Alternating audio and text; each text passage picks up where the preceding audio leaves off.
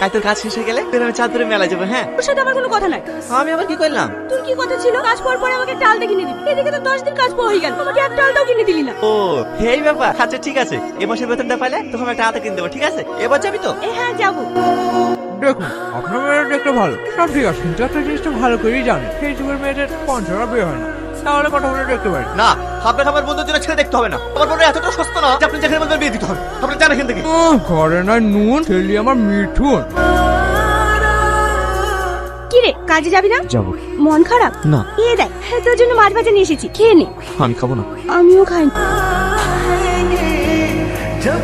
এবার বল কি হয়েছে? আমি এমন এক তোমাকে ভাই, আজ পর্যন্ত বন্ধুরা বিয়ে দিতে পারলাম না পারলাম বোনগুলোর মুখে হাসি ফোটাতে, না পারলাম ভাইয়ের একটি কর্তব্য পালন করতে। মন খারাপ করিস না, যার যখন সময় হবে ঠিক বিয়ে হয়ে যাবে। আর তোর রানী আছে না, আমরা দুজনে মিলে বোনেদের বিয়ে দেবো।